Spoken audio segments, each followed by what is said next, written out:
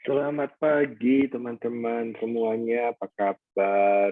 Semoga suara saya bisa didengar dengan baik. Kalau bisa didengar, tolong sampaikan tangan kalau suara saya aman. Display itu Raffi Darmawan. Iya, tapi displaynya udah aku ganti kok, cuma namanya Kan masih ada namanya sebelumnya ada juga. Tapi ini masih Raffi Darmawan. Teman-teman. Halo, Suara yes. Hai Mbak Nilam, apa Sebentar kabar? lagi ganti nama, sebentar. It's ya. okay, nggak apa-apa Mbak Nilam. Okay. Aku pin dulu deh. Aku belum dapat itunya, belakangnya apa? Background-nya iya, nggak apa-apa. Nanti aja disusulin aja sama Sandra. No worries Mbak Nilam. Siap. Oke, teman-teman, terima kasih. Selamat pagi semuanya. Semoga teman-teman ada dalam keadaan baik, sehat selalu ya. Bisnisnya juga semakin bagus di sini. Oke, mungkin tanpa berlama-lama sambil menunggu Mbak Nilam Sari, salah satu narasumber dan salah satu mentor dari Food Startup Indonesia, saya ingin sedikit menyampaikan tujuan dari pertemuan kita pada pagi hari ini adalah sesi pre-mentoring Food Startup Indonesia 2022, di mana hari ini saya akan kembali mensosialisasikan apa sih FSI itu, bagaimana sih cara ikutnya, dan segala macamnya ya. Mentoring ini akan kita lakukan sekali lagi, 2 minggu lagi ya teman-teman. Jadi setiap kali kita melakukan mentoring itu, ada 4 topik yang kita bawa. Misalnya nih, hari ini kita ngomong sosialisasi soal FSI-nya terlebih dahulu. Nanti di topik kedua, kita akan punya perspektif dari investor. Bagaimana sih cara memandang investor itu terhadap mencari sebuah investasi kepada teman-teman. Yang ketiga, kita ada topik bagaimana cara membuat laporan keuangannya. Yang keempat, kita akan melihat bagaimana cara valuasi dari usahanya teman-teman untuk layak bisa diberikan investasi. Nah, jadi 4 topik ini akan selalu kita ulang dan masih ada kesempatan sekali lagi di 2 minggu lagi ya teman-teman. Nanti jadwalnya bisa dicek di www.foodstartupindonesia.com. Kalaupun ketinggalan, tetap masih bisa dilihat di YouTube-nya Food Startup Indonesia juga, karena yang hasil recording hari ini pasti akan kita kita broadcast juga di streamingkan di YouTube ya di situ. Nah, tiap minggu pasti akan beda-beda narasumber, tapi topiknya masih sama supaya teman-teman punya pemahaman yang berbeda-beda atau pemahaman yang lebih lengkap dari melihat dari segala macam perspektif ya di sini. Oke, tanpa panjang lebar, sebelum kita memulai saya ingatkan juga untuk teman-teman mematikan terlebih dahulu mikrofonnya. Nanti pasti akan ada sesi Q&A, bisa lewat chat, bisa langsung raise hand untuk kita buka cam-nya. Dan kalau tidak keberatan, teman-teman mungkin bisa open cam dulu ya, atau nanti supaya kita bisa melihat satu sama lain. Nanti juga ada sesi sesi foto bersama dengan teman-teman untuk laporan kita terhadap Kementerian Pariwisata dan Ekonomi Kreatif di sini.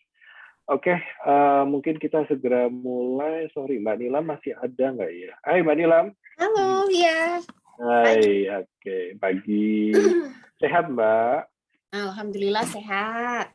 Sehat ya. Yes. Mbak Nilam, pagi ini saya akan mulai terlebih dahulu. Saya akan mensosialisasikan tentang FSI 2022.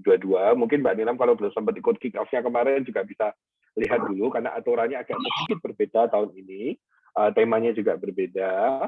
Nanti setelah saya menjelaskan, saya minta sharingnya dari Mbak Nilam yang sudah ikutan jadi mentor ya, jadi perspektif Mbak Nilam as a mentor, ekspektasinya apa sih melihat pelaku-pelaku ketika masuk ke FSI 2022 nanti. Gitu ya Mbak Nilam ya. Terus kita ada Q&A, kita jawab bersama-sama. Nanti teman-teman bisa nanya ke saya atau bisa nanya ke Mbak Nilam nanti di sini. Gitu ya. Terima kasih. Yuk kita mulai langsung. Chandra tolong di share screen untuk slide-nya. Thank you Chandra. Oke, bisa di full screen kan? Oke, sudah nggak apa-apa. Oke, terima kasih teman-teman. Kita mulai saja. Food Startup Indonesia 2022 ini sudah kita launch pada tanggal 2 Maret kemarin di Tangerang. Tangerang itu Jawa Barat ya? Yes, Jawa Barat di sini. Oke, nah untuk tahun ini ada logo-logo baru, ada yang namanya AVPN dan ada G20 gitu ya. Apa sih AVPN yang sebelum-sebelumnya belum pernah ada di Food Startup Indonesia? AVPN adalah ASEAN Venture Philanthropist Network.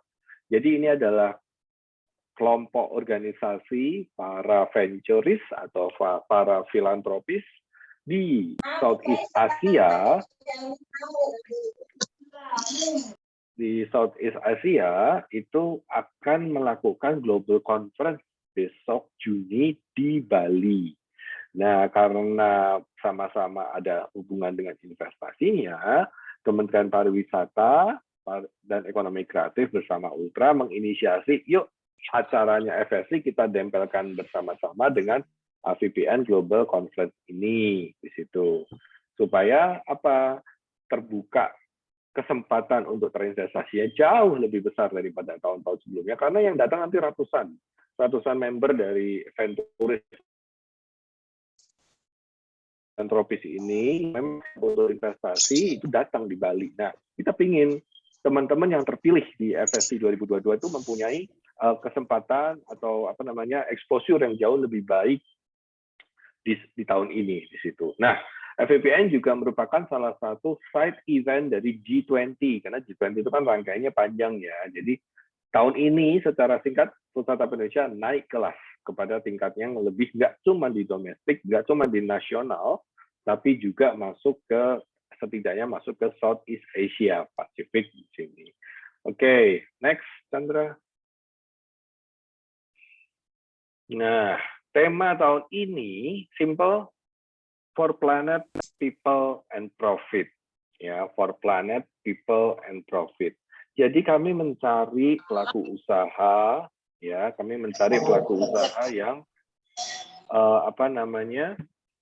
mempunyai bisnis yang mengutamakan sustainability atas environment-nya, lingkungan hidup, juga berimpact kepada people-nya, ya, ada social impact, mungkin gender equality di sini, dan terakhir bisnisnya harus profitable. Jadi secara bisnis harus bisa sustain, harus bisa menguntungkan agar bisa membuka ruang pertumbuhan di situ. Kami harus tekankan, Startup Indonesia bukan pitching competition dengan hadiah uang atau hadiah lainnya untuk pemenang. Jadi Startup Indonesia, yes, it's a competition, hanya mencari liga besar, sama-sama membuka peluang terinvestasi. Tapi kami tidak menyediakan hadiah, oh pemenang 1, 2, 3 dapat sekian, tidak. Kami bukan kompetisi pitching pada umumnya, ya. Jadi walaupun kalian terpilih 100 besar masuk ke FSC tahun 2022 dan kalian bukan 3 besar, bukan 15 besar, it's okay. Peluang terinvestasi sama besarnya dengan mereka yang top 15 maupun top 3 di situ. Oke. Nah, selama ini dari tahun 2016 kita sudah menerima 25.000 pendaftar, ya, dan sudah mengkurasi sekitar 450 pelaku ekonomi kreatif kuliner dari hingga tahun 2021, dan sekitar 65 M telah terinvestasikan di situ. Oke, next Sandra. Nah, ini sekilas saja top 3 dari tahun ke tahun, ya. Mungkin teman-teman sudah pernah tahu brand-brand tersebut. Kalau belum tahu, nanti bisa dicari di Google, ya, dicek ya seperti apa sih produk-produk yang menang gitu, ya. Tahun lalu kita ada Hejo, is a plant-based chicken, Filo Gelato di Jakarta, dan Gru Baby Food di sini untuk top 3-nya, ya. Next, Sandra. Nah, in collaboration dengan FVPN yang seperti saya sampaikan tadi, ya, FSI mencari inspiring dan emerging food business dengan orientasi of balancing, menyeimbangkan antara sustainability environment, ya, social impact, dan profitability. Di FVPN sendiri ini kurang lebih ada 100 lebih investor on board yang sudah confirm mau datang ke Bali. Ada 25 kabar terakhir 35 reputable speakers and mentors on board, termasuk Mbak Nilam salah satunya di sini. Kemudian juga ada international visitors during FVPN Global Conference. Nah, apa sih Pak? Itu kotak-kotak di bawah itu ada nomor 2, 3, 5, 8, 9, 12, 13, 17. Kalau teman-teman asing, ini adalah, mohon maaf, bisa di mute dulu ya mikrofonnya teman-teman demi kenyamanan bersama. Oke. Kalau teman-teman belum familiar dengan angka-angka tersebut, teman-teman bisa cek di UN SDGs gitu ya, United Nations. Nanti di Google aja UN SDGs.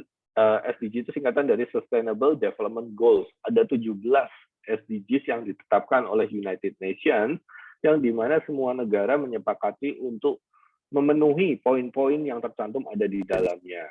Nah, kami mencoba melihat poin-poin apa saja sih yang ada korelasinya dengan bisnis makanan. Misalnya, teman-teman yang mempunyai jawaban atas zero hunger, gitu, atau mempunyai produk yang berorientasi pada good health and well-being, atau bisnisnya memperbesar adanya gender equality, jadi kesetaraan gender. Juga decent work and economic growth atau industri, innovation, dan infrastruktur, consumption and production, berimpact pada climate action, dan partnerships for the goal. Tidak harus dijawab semuanya, tapi salah satu dari itu, kalau teman-teman mempunyai menjawab salah satu SDG, itu juga menjadi poin untuk terkurasi di tahun ini. Itu ya. Oke, next Sandra. Nah, eligible participant, siapa sih yang layak boleh masuk ke FSC? Satu, teman-teman harus punya running business. Jadi kalau sifatnya masih ide, Pak saya belum punya bisnisnya, belum jalan, belum boleh, mohon maaf, kami belum bisa menerima teman-teman. Kemudian teman-teman sudah punya traction, bisnisnya sudah jalan. Berapa sih minimum pendapatan yang biasanya diminati oleh para investor? Teman-teman investor tuh rata-rata kepingin bisnisnya teman-teman sudah di angka 750 juta setahun sampai 1 M 1 tahun gitu. Itu kriterianya mereka. Pak, kalau saya belum 750 juta setahun, saya baru 500 juta gimana? Silahkan daftarkan terlebih dahulu ya. Ini sebagai catatan dari investor, makanya kita perlu sampaikan di awal. Ketiga, teman-teman harus punya legalitas CV atau PT. Kalau perorangan belum ada PT perorangan, belum terdaftar jadi PT perorangan belum bisa, ya. Kemudian teman-teman juga harus membutuhkan yang namanya investasi. Kalau teman-teman tidak mencari investasi, cuman maunya, Pak saya mau mentoring aja, mohon maaf belum bisa. Jadi yang diterima adalah teman-teman yang butuh investasi atau strategi partnership dan juga menyediakan offer and exit strategi untuk para investor tadi. Nanti saya akan jelaskan lebih lanjut ya. Next. Nah, di investor perspektif nih ya, teman-teman, sebelum kita melakukan investasi, para investor itu sudah kita undang terlebih dahulu. Sudah kita ada namanya FGD terlebih dahulu, dan kita minta pendapatnya mereka satu persatu, perspektif mereka terhadap pelaku-pelaku yang dicari itu seperti apa gitu ya. Jadi bagi mereka, matching kriteria pertama yang dilihat adalah strong founder character. Ini penting bagi mereka. Jadi di luar bisnis, di luar produk, mereka lihat terlebih dahulu karakter orangnya, karakter foundernya di situ. Kemudian balance sheet-nya neracanya positif, ya, neracanya harus positif. Ketiga, punya nilai disrupsi atau nilai inovasi. Kemudian interest mereka terhadap bisnis, mereka akan mencari produk-produk yang sifatnya consumer packaged goods, jadi yang food manufacture atau makanan kemasan atau minuman kemasan, itu nomor satu interestnya mereka. Kedua, baru mereka masuk yang sifatnya quick service restoran, yang sifatnya bisa dimitrakan atau bisa dibuka cabang, bisa coffee shop, bisa restoran, bisa warung, bisa food cart, dan lain-lain.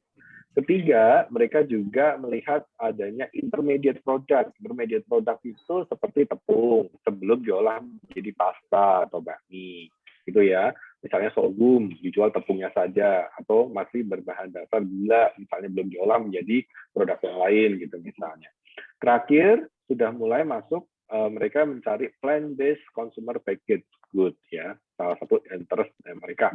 Kemudian dalam sisi restoran, mereka lebih prefer yang sifatnya cloud kitchen business, ya, lebih menarik daripada restoran yang sifatnya harus sewa atau harus bangun dari awal. Tapi ini bukan saklek ya, mereka cuma mau cloud kitchen. Ini tetap preferensinya mereka. Ada juga kok restoran yang investor yang tertariknya sama yang sifatnya bangun gitu ya, yang sewa atau membangun itu juga ada. Tuh ya. Next. Oke, masih pada investor perspektif, mereka juga mencari founder-founder yang mengerti fundamental dari distribusi terlebih dahulu di situ. Kemudian mereka juga ingin melihat at least tidaknya kalau bisa 3 years financial reports, balance sheet, profit and loss, ya, laporan laba rugi, neraca, dan cash flow statement di situ. Pak, saya belum 3 tahun saja apa adanya. Kalau masih 6 bulan ya kasih 6 bulan, kalau masih 1 tahun ya kasih 1 tahun gitu ya. Mereka juga mau melihat visinya teman-teman, the big picture of the business dari dari foundernya di situ. Itu mereka pengen tahu. Kemudian tiket size-nya, jadi membutuhkan investasi minimal 50.000 US atau sekitar 750 juta gitu ya. Jadi mereka cari investasi yang mungkin 500 bisa, 750, 1 M ke atas juga nggak ada apa-apa, nggak masalah. Next. Nah, bagaimana cara untuk mendaftarnya? Simpel, teman-teman cukup masuk ke www.foodstartupindonesia.com sebelum deadline. Deadline-nya kapan, Pak? Tanggal 25 April. Masih cukup lama, masih ada 1 bulan ya, teman-teman ya. Kenapa sih masih lama, Pak? Karena kami mau teman-teman eligible. Jadi kalau belum bikin PT, segera bikin PT, masih ada waktu. Karena PT kan cuma 1 minggu, 2 minggu ya. Jadi masih keburu lah kalau mau diproses dari sekarang gitu. Persiapan laporan keuangan juga lebih matang gitu ya, pitch deck-nya juga lebih matang. Jadi masuk aja ke website, sekali lagi ke foodstartupindonesia.com, daftar, ikuti saja semua petunjuknya sampai 100% ya. Jadi upload semua dokumen yang dibutuhkan sampai indikatornya 100%. Jangan lupa masukin juga pitch deck-nya. Kalau nggak ada pitch deck, kita tidak bisa menganalisa atau menilai bisnisnya teman-teman. Oke, next. Pak, apa sih pitch deck itu? Nah, next. Apa sih pitch deck? Pitch deck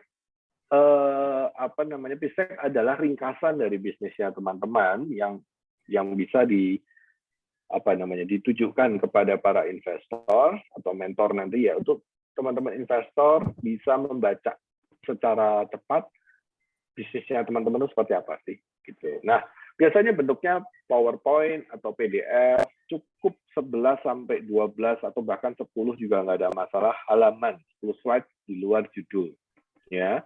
Nomor 1 di luar judul, nomor 1 kalian harus mengadres problem atau isu yang ingin diselesaikan. Kalian menjawab masalah apa nih? Tadi hubungannya sama SDG gitu ya. Spesifiknya kalian mau menjawab masalah apa? Pak, saya mau menjawab masalah kelebihan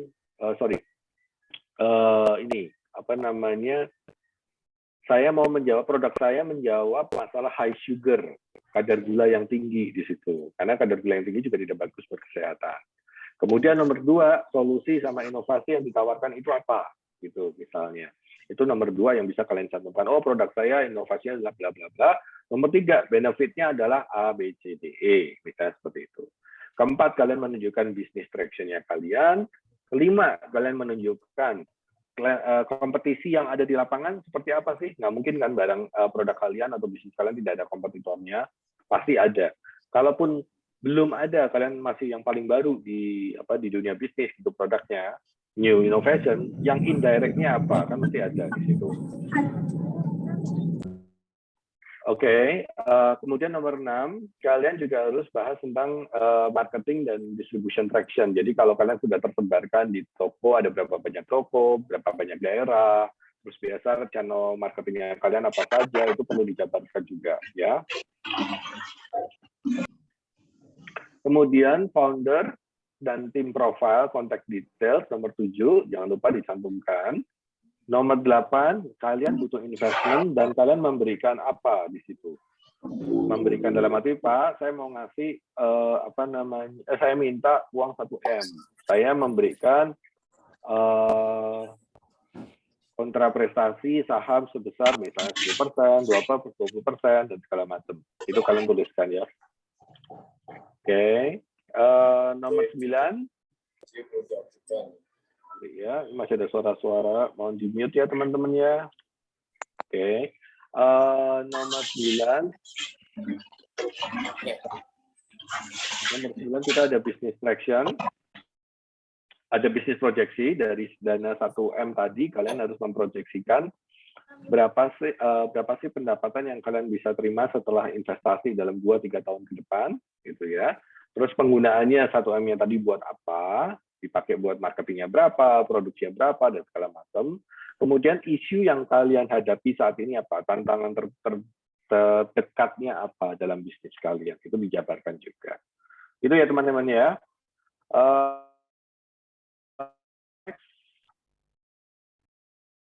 Sekali lagi teman-teman, saya minta kalau barusan hadir nanti tolong di mute dulu mikrofonnya ya, supaya kita nyaman bersama. Kemudian timeline-nya. Nah, saat ini kita masih pada tahap pertama yaitu kick off dan open call, ya, kick off dan open call. Izinkan mengakses Kick off dan open call teman-teman. Di tanggal 2 sampai 25 April ya, 2 Maret sampai 25 April. Kemudian ini juga masih bersamaan dengan open call, kita ada pre-mentoring. Nah, pre-mentoring seperti yang teman-teman bisa lihat, kita di tanggal 21 sampai 22 Maret ya, nanti mentoring terakhir lagi di tanggal 4 sampai 5 April di situ. Kemudian setelah tanggal 25 April, kita akan tutup pendaftarannya dan kita akan melakukan proses assessment. Proses assessment berarti nanti kita akan lakukan kurasi dari tanggal 26 April sampai 12 Mei dan akan kita umumkan dan 100 besarnya nanti di tanggal 13 Mei.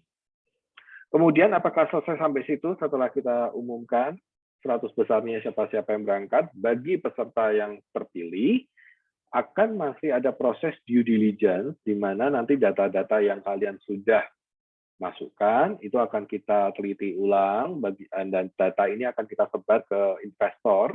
Jadi investor kemungkinan bisa mulai menghubungi kalian satu persatu untuk interview, untuk minta laporannya lebih lanjut, mungkin data yang belum ada di website, gitu ya, itu bisa diminta ulang. Kemudian baru kita berangkat bersama-sama ke Demo Day di Bali 20 sampai 22 Juni. Itu ya. Oke, next Chandra.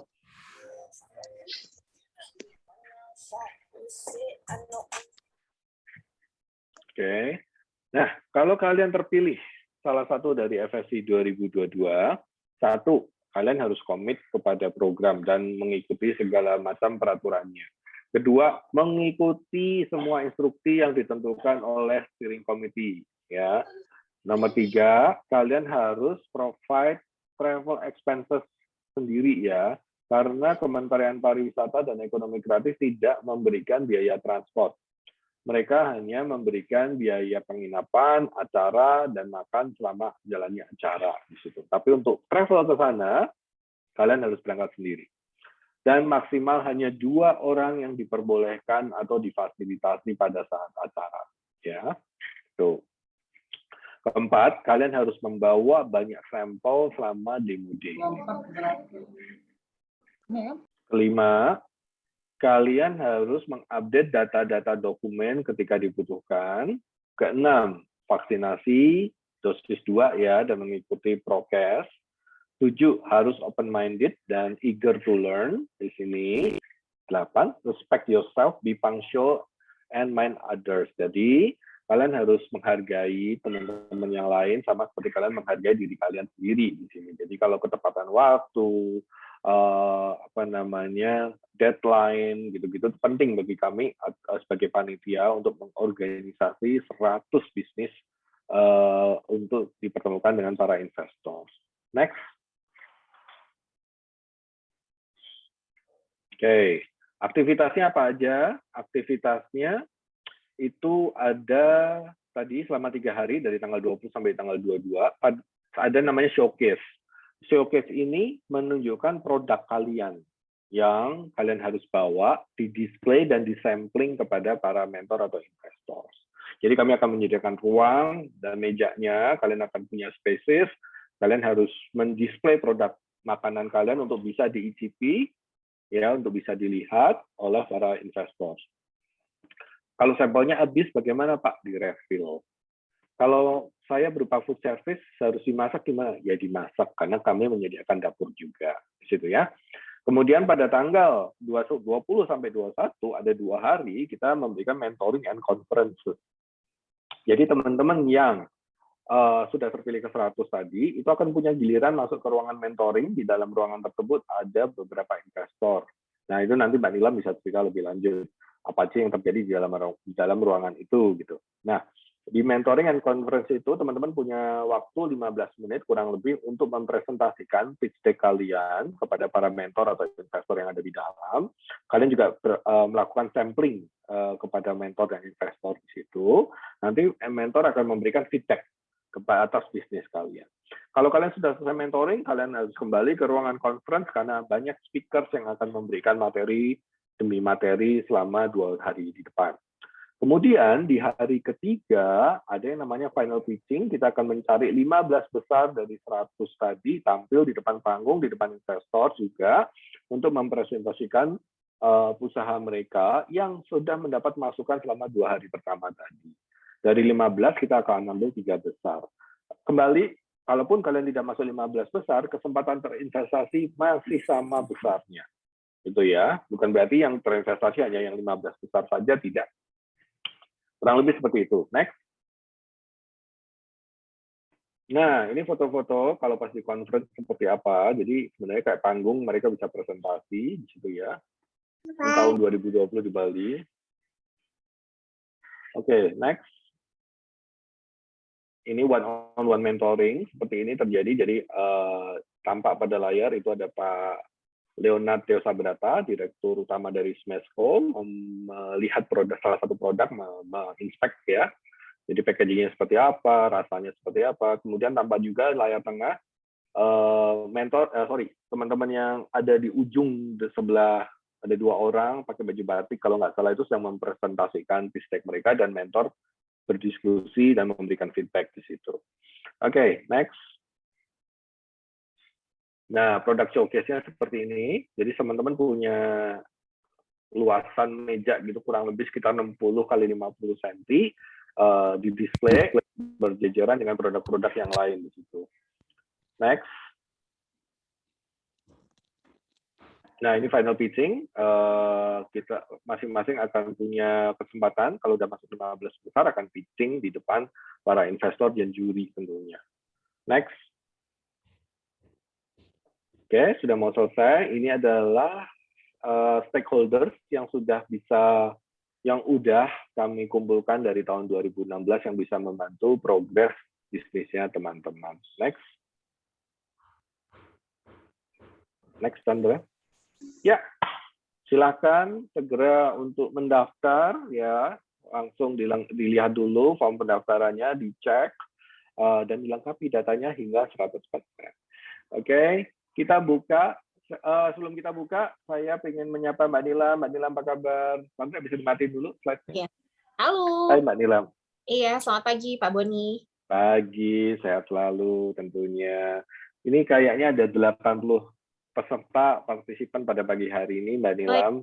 Selamat pagi semua.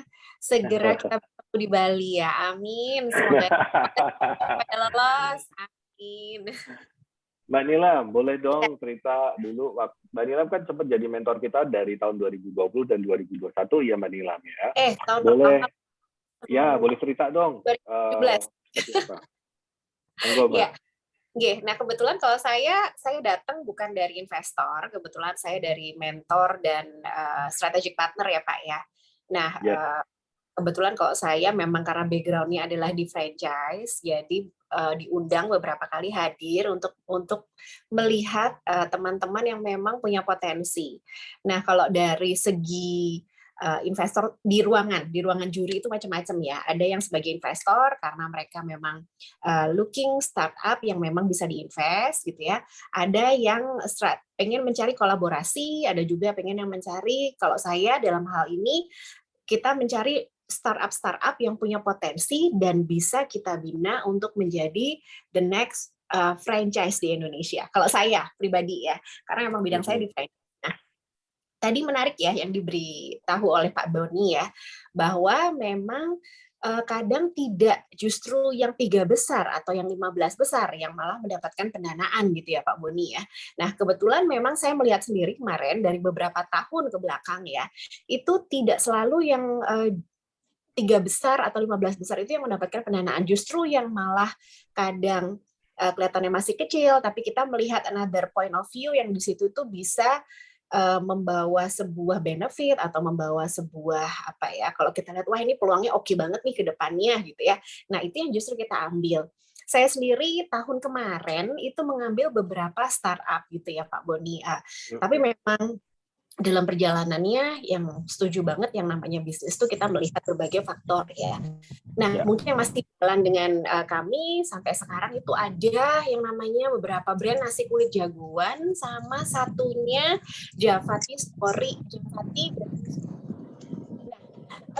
Memang kalau kita melihat dari peserta ya, benar banget yang diberitahu Pak Boni. Yang kita lihat adalah jenis bisnisnya ini apakah memang pertama sudah profitable itu ya, itu dulu yang pertama. Karena kan kita maunya lari cepat ya. Nah, kalau harapan saya sebagai partner strategik adalah saya mencari UMKM yang memang sudah siap jalan, siap lari gitu. Nah, yang kedua yang kita lihat banget itu adalah owner-nya. Karena banyak banget nih owner yang justru kadang itu apa ya, ketika kita mau invest masih iya, enggak, iya, enggak, iya, enggak. Nah, itu yang kita hindari banget. Nah, jadi memang pastikan aja kalau teman-teman mau masuk ke sini, Anda siap untuk lari, you are looking for partner gitu ya, dan Anda siap untuk ekspansi. Ekspansi kan macam-macam ya, nggak harus selalu buka outlet, karena kalau mungkin dari segi kayak untuk production, mungkin dari segi production lainnya yang nanti mau diinvest atau mau dikembangkan seperti itu. Jadi memang kalau dari 2017 yang pasti ya itu berkembang banget. Kenapa? Karena saya tahu banget, saya saksi sejarah dari FSI 2017 tuh kita masih mencari bentuk kali Pak Boni ya. Iya, betul agak sekali. berantakan gitu, tapi wah itu udah antusiasnya luar biasa banget gitu. Maksudnya bener-bener yang wah ini belum pernah ada ya acara seperti ini di Indonesia gitu, baru kali ini gitu kan. Dan apalagi ini didukung oleh pemerintah langsung dan bener-bener nyambungin oleh banyak pihak. Nah, 2019 19 ya Pak ya, 19 tuh luar biasa banget di Bali, itu happen. 2020 ya? 2020 Mbak. 2020 During pandemic malah, itu awal-awal pandemic yes, tuh kita. Itu yang paling seru karena bukannya apa, memang pada saat itu kita ke Bali gitu ya, dan semua orang bisa hadir. Wah itu yang amazing adalah banyak peserta menyiapkan makanan gitu ya, dan kita bisa mencicipi langsung. Dan menurut saya yang paling oke adalah kesempatan Anda semua kalau Anda bergabung di FSI, Anda bernetworking ya, tidak hanya dengan sesama mentor, tapi justru sama peserta. Dan itu Anda nggak pernah tahu gitu siapa yang nanti ke depannya bisa menjadi partner bisnis Anda ya. Dan 2021 kita juga ada di Jogja kemarin terakhir, cuman memang di Jogja ini agak sedikit berbeda ya Pak ya, jadi pesertanya waktu itu nggak hadir, benar ya, mentornya aja, tapi tetap antusiasnya luar biasa. Jadi tidak sabar, mudah-mudahan teman-teman nanti bisa join ya di 2000. Ya, jadi kita semua berharap sih, kan pandemik udah mulai mau menjadi endemi di sini ya, udah mulai turun, dan kegiatan skala besar juga sudah mulai dibuka. Barusan Mandalika juga sukses sekali gitu kan ya. Jadi kalau Bali sih saya confident 100% jalan di Manila di situ. Jadi nggak kayak tahun lalu kan kita karena lagi tinggi-tingginya Omicron gitu kan ya. Nah sekarang kita udah melihat wave-nya udah semakin menurun juga. Ya, kita looking forward, very very excited to see siapa saja sih yang akan hadir di FSI 2022 di sini. Nah, Mbak Nilam, saya mau tanya sedikit, mungkin juga bisa sharing pada teman-teman. Tadi kan ada 2 brand ya dari FSI 2021 yang strategi partnership sama Mbak Nilam, nasi kulit jagoan sama Javati ya. Javati, sorry ya, itu satu company. Ya, satu company ya. Dulu masuknya ke kita apa? New Story gitu. Nah, memang dua orang ini memang foundernya karakternya menarik ya. Maksudnya mereka punya strong character of the ini ya dalam menjalankan bisnisnya di situ. Nah, ternyata ini yang menarik Mbak Nilam untuk berpartner dengan mereka. Kalau boleh ceritakan Mbak Nilam, sekarang sejak dengan Mbak Nilam nih, progresnya seperti apa Mbak Nilam? Sedikit tipis-tipis gitu, senggol-senggol dikit lah. Boleh. Ya. Supaya teman-teman jadi tertarik gitu kan. Gitu. Siap. Karena kebetulan saya ada konsultan Pak Boni. Jadi memang akhirnya saya mencari UMKM yang memang paling nggak itu sudah punya minimum 2 atau 3 outlet yang sudah berjalan. Nah, ketika kita melihat laporan keuangannya itu harus sudah produktif, untung. Nah, kemudian juga kita melihat bahwa outletnya ini paling nggak untuk sistemnya, SOP-nya itu sudah jalan dan sudah ada, gitu ya. Nah, kembali lagi kita juga benar kata Pak Boni, kita melihat banget profiling dari owner-nya. Karena kan kalau dalam hal saya spesifikasi untuk franchise itu mental atau untuk foundernya itu memang harus kuat Pak, karena kan nanti akhirnya kan menghadapi banyak orang ya, banyak pikiran, itu harus cukup wise untuk bisa menghandle berbagai banyak mungkin masukan, beda pemikiran. Nah kan bisnis tuh it's all about bagaimana kita bisa berkomunikasi dan kita memang menerima masukan, terus juga menggather semua menjadi satu ya. Nah itu kita akhirnya sampai pada 2. Sebenarnya ada 3 sih, satunya nggak bisa saya sebut ya, tapi akhirnya itu tidak kami teruskan karena memang Nah, kembali lagi nih salah satu contoh aja, ada satu owner juga yang terlalu banyak melakukan banyak hal. Nah, dia satu bisnisnya menarik, padahal bagus banget ya, masakan Jepang. Tapi akhirnya dia punya A, punya B, punya C, dan dia adalah one man show. Semuanya dia lakuin sendiri, nggak bisa gitu ya. Nah, kalau nanti kita memang mau jadi kerjasama, itu kan ada timeline ya, timeline untuk bagaimana kita bisa melihat gitu kan, perkembangan bisnis. Oke, minggu ini kita kerjakan ini, minggu ini kita kerjakan ini. Nah, harapan saya adalah berprogres. Nah, karena dia one man show, nggak kemana-mana akhirnya. Nah, kalau yang namanya nasi kulit jagoan sendiri, itu kemarin dia ada 2 outlet, Pak. 2 outlet tuh ya Allah, maksudnya bukannya apa ya, memang masih sederhana sekali gitu, tapi kok saya lihat, wih sederhana banget, maksudnya nggak even bentuknya kayak outlet ya, ini kayak warung lebih biasa daripada warung malah gitu ya. Tapi kok penjualan online itu luar biasa. Nah itu dia akhirnya. Oke, kenapa nggak kita coba untuk buat konsep outletnya seperti apa, pelan-pelan kita buat, hitungannya seperti apa, hitungannya sudah ada, cuma diperbaiki lagi. Kemudian kita konsep lagi, oke menu makanannya harus kita tambahin lagi, jadi biar lebih menarik gitu ya, dan daya jualnya itu lebih ada. Dulu dia cuma benar-benar jual nasi kulit aja, sekarang ada minumannya dan ada snacknya gitu ya. Nah itu kan another masukan sebenarnya untuk bisnis. Nah sekarang sendiri outlet kita sudah 9 outlet, dari 2 outlet jadi 9 outlet. Growth-nya seperti itu. Kalau yang dalam berapa new bulan itu, store, Mbak? 2 ke itu bulan 9 apa dari ya Pak? berapa? Itu bulan November, Kita terakhir di Oktober. Oktober ya. Oktober kita tuh deal tuh kalau nggak salah baru Desember, ya akhir tahun Desember. Terus jadi kapan ya? Januari, Februari, Maret, 3 bulan. 3 bulan dari 2 Ya. menjadi 9, nambah 7. Yes. Oh my God. Yes. Oke. Nah, kembali lagi yang Lots dari dulu sebenarnya adalah konsepnya, Pak. Konsep ininya ya, konsep apa namanya? Konsep utamanya dulu harus dibenerin dulu, harus solid, kuat. Terus habis itu bisa ketika ekspansi ini nggak goyang. Nah, karena banyak banget kan sekarang orang yang franchising, tapi ketika franchise atau kita ngomong kemitraan, itu benar-benar mereka cuma jualan aja gitu, nggak paham bahwa timnya harus dibangun, SOP-nya harus solid gitu ya, terus sistem pelaporan dan lain-lainnya harus dibangun juga. Nah, kembali lagi kalau yang namanya new story itu sekarang, wah dia udah 200 lebih ya, kita nambahnya nggak banyak-banyak. Kayaknya sekitar mungkin 20-an ya, 20-an nambahnya dari terakhir kali kita deal kerjasama. Tapi kalau yang new story dia akhirnya membuat another brand gitu yang sebenarnya turunan juga sih, yaitu Javati. Karena kalau new story-nya lebih minuman manis gitu ya, mungkin teman-teman tahu sekarang kan banyak banget ya kayak coklat-coklat gitu ya. Tapi dia sekarang membuat lebih ke arah tea atau dengan brand Javati seperti itu. Oke, cool. Nah, teman-teman bisa lihat dari contoh new story dan nasi kulit jagoan yang masuk ke tahun salah satu dari FSC 2021 ya. Tidak selalu membutuhkan investment, tapi mencari strategic partner juga dimungkinkan. Karena tujuan utamanya adalah scaling up, teman-teman. Scaling up bisa lewat strategic partnerships atau lewat investment di situ. Nah, teman-teman memilih jalur yang mana, silahkan. Dituangkan dalam materi pitch deck-nya tadi di situ. Kemudian kontraprestasinya juga disebutkan ya. Jadi kalau mau berpartner dengan, misalnya dengan Mbak Nilam sebagai strategic partner, apa sih yang di-offer? Apakah consultation fee yang siap dibayar atau certain profit sharing yang diinginkan, itu kan bisa dibicarakan antara dua belah pihak di sini ya. Jadi kesepakatan. Nah, kalau teman-teman mau tahu lebih lanjut tentang investasi dengan investor seperti apa, ada topik 2, topik 3, topik 4. Jangan lupa ya, nanti bisa diikuti nanti siang setelah makan siang jam 2 sampai jam 4, dan besok masih ada. Berikutnya ada lagi tanggal 4 sama tanggal 5. Jangan lupa di sini.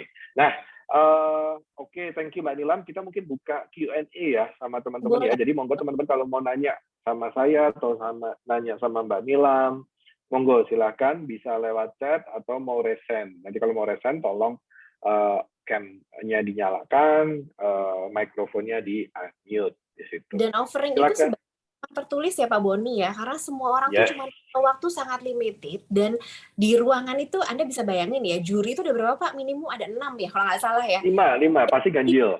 Oh, Mas, ganjil. 5.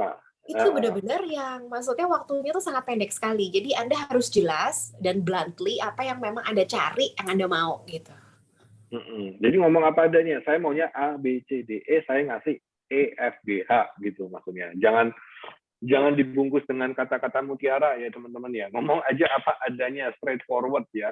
Saya butuh 1 M karena saya mau A, B, C, D, E gitu. Dan kalau Anda memberikan saya 1 M, saya akan ngasih A, B, C, D, E gitu. Jelas, singkat, jelas, padat gitu. Yes. Oke, Mbak Nilam, ini ada yang nanya dari Mas Maki Ismail. Selamat siang Mbak Nilam, izin bertanya, jika bisnisnya berawal dari penjualan online saja, Gojek, Shopee, Grab, tanpa memiliki tempat, bagaimana Bu? Di sini. Ini konteksnya untuk daftar FSI atau pengembangan usaha ya. Kalau saya jawab dulu, kalau masalah di FSI, misalnya Anda cuma online saja, nggak ada masalah karena kita tidak melihat, tidak menilai bisnisnya harus punya tempat pabrik atau restoran gitu, tidak di situ ya. Itu kalau dari konsep Anda nanya daftar FSI atau tidak. Tapi kalau nanyanya pengembangan bisnis, monggo Mbak Nila mungkin bisa bantu jawab di sini. Ya, sebenarnya pun kalau FSI ya itu sudah menjadi common bisnis ya sekarang ya, dan saya rasa itu nggak ada masalah karena Anda bisa masuknya ke Ghost Kitchen, Cloud Kitchen atau Virtual Kitchen ya, selama memang penjualan Anda bagus gitu ya, Anda punya sistem, terus ada pengembangan ekspansi ke depannya. Pengembangan ekspansi ke depannya nih apakah mau bangun di production-nya, apakah mau mengembangkan secara numbers of titiknya tadi untuk Ghost Kitchen, Cloud Kitchen atau Virtual Kitchen-nya. Nah, itu berarti tumpahkan di proposal ya, lebih jelas. Nggak masalah Mas, bisa tetap karena tapi harapan saya kalau memang Anda misalkan nih mau ekspansi ke arah, kalau saya kan franchise ya, atau mungkin mau expansion numbers of outlet, lebih baik ketika FSI sebaiknya punya lebih dari 1 outlet ya Mas ya, gitu. Itu yang saya cari. Karena biasanya kalau masih 1 outlet itu biasanya duplikasinya belum berjalan. Nah, ketika duplikasi belum berjalan, PR-nya yang mau dibangun tuh masih agak banyak banget seperti itu. Oke. Terima kasih Mbak Nilam, semoga telah menjawab Mas Maki Ismail. Saya lanjut ke Mbak Mita Malang. Selamat pagi, saya Mita dari Malang. Untuk poin yang disampaikan Mbak Nilam mengenai owner melakukan banyak hal, dalam tanda kutip, jika sudah terlanjur punya 3 usaha, apakah jika ingin fokus membesarkan salah satu, 2 usaha yang lain di close? Oke, Mbak Mita, sebelum saya ke Mbak Nilam, kalau yang dimaksud Mbak Mita adalah Mbak Mita punya bisnis yang masih sama nih, brand makanan yang sama, tapi satu ada restorannya, satu dia disebarkan lewat food manufacturer misalnya seperti itu. Jadi ada terkesan juga di situ ya. Tapi masih satu brand. Itu nggak ada masalah. Itu bagi investor tidak menjadi isu. Tapi yang dilihat adalah mungkin investor akan melihat founder harus fokus yang mana dulu. Karena nggak mungkin dua-duanya langsung jalan bersamaan. Jadi mungkin yang satu diprioritaskan, yang satu mungkin tahun depannya lagi di situ. Nah, kalau misalnya ditanya adalah konteksnya 2 brand yang berbeda dan 2 jenis usaha yang berbeda, di sini nggak ada hubungannya, yang satu toko makanan, satu toko besi, ya mungkin kalau dari sisi investor, ya kalau Anda apply-nya kepada toko usaha makanannya, ya saya tidak minta Anda untuk handle bisnis besinya gitu. Karena apa? Investor ingin Anda serius kepada salah satu komitmen Anda dibutuhkan dalam menjalankan investasi yang sudah diberikan di situ. Mungkin kurang lebih seperti itu jawaban saya. Mbak Nilam? Yes, sebenarnya gini, kembali lagi yang kita cari itu adalah investor, founder yang memang benar-benar pingin mengembangkan bisnisnya ya Pak ya. Nggak satu juga, kadang orang itu maju mundur, kayak poco-poco. Kalau sudah ternyata ada investor masuk atau ada partner strategik masuk, kadang ya enggak, nanti dulu, ini nggak bisa, saya ini, saya itu. Intinya terlalu banyak alasan. Nah, kalau kita misalkan nih orang punya 2 bisnis yang berbeda, 3 bisnis yang berbeda, nggak masalah selama ternyata memang punya komitmen ya, dan meluangkan waktu juga prioritas. Dan yang ketiga punya tim. itu nggak masalah. Tapi kalau misalkan ngerjain satu aja, tapi alasan terus anak saya begini, saya begitu, saya begini, aduh nggak deh gitu ya. Sebenarnya itu yang kita cari gitu ya, bukan masalah 1, 2, 3. Tapi yang saya cari adalah benar-benar orang yang meluangkan waktu, ngasih waktu dan prioritas ya. Ketika emang mau berkembang, ayo berkembang dan ngasih semuanya all in ya. Nggak yang poco-poco saya bilang tadi ya, itu udah pasti dicoret oleh juri-juri atau mentor-mentor, udah pasti dicoret ya, seperti itu. Dan maksudnya bukannya apa, ini kesempatan langka banget gitu ya, bukan hanya saya aja ya, tapi banyak banget venture capital yang hadir juga gitu ya, bahkan orang pemerintahan gitu ya, dan kita semua sebenarnya akan jadi partner Anda ke depan gitu ya. Jangan sampai misalkan andanya iya enggak, nanti itu akan mempengaruhi banget bisnis Anda ke depannya. Jadi harapannya adalah you are really put your energy and time 100% di sini. Itu aja sih. Oke, thank you Mbak Nilam. Tadi saya melihat ada Ibu Devina Triksi raise hand tadi ya. Silakan mikrofonnya dibuka saja, Ibu Devina. On cam ya. Oh iya halo. Pak. Halo, selamat Silakan. siang Pak Boni. Ya, Mbak Nilam. Ibu. Nama saya Devina dari Bakso Keju Greenfield. Saya udah sering dengar nih Pak. Jadi Pak Boni, Mbak Nilam kayaknya kan sering dibilangin sebenarnya yang dicari itu kan karakter foundernya ya, the strong character of the founders. Nah sebenarnya pertanyaan saya itu tuh kan sesuatu yang nggak bisa kita omongin gitu ya. Nggak bisa kita klaim sepihak lah gitu. Sebenarnya yang dilihat tuh apa sih ketika para mentors dan investors ini melihat character of the founders itu sih? Parameter-parameter apa aja yang dilihat ketika menilai itu? Mungkin seperti itu pertanyaan. Terima kasih Pak Boni, Mbak Nilam. Baik. Mbak Nilam dulu deh jawab, monggo. Thank you Bu Devina. Ya, Mbak Nilam sama-sama. masih mute. Oh, ya. Mbak Nilam monggo. Yes, sorry. Iya, kalau kita sih biasanya begini, kita sebagai mentor, sebagai juri gitu ya, nggak usah juri deh, mungkin kita sebagai sesama pelaku industri makanan gitu ya, kita pasti akan cross check Mbak, cross check satu dengan yang lain. Kayak contohnya Pak Boni tuh lumayan ahli menilai orang gitu. Jadi ketika saya sebelum ngambil nih, biasanya saya konsultasi dulu sama Pak Boni. Pak Boni, aku mau ngambil ini. Pak, menurut Pak Boni gimana gitu ya. Nah, tapi saya nanyanya nggak cuma ke Pak Boni aja, nanya ke beberapa orang. Bahkan kalau perlu saya akan nanya orang yang sudah pernah bekerja sama dengan founder tersebut gitu ya. Kita cross checking.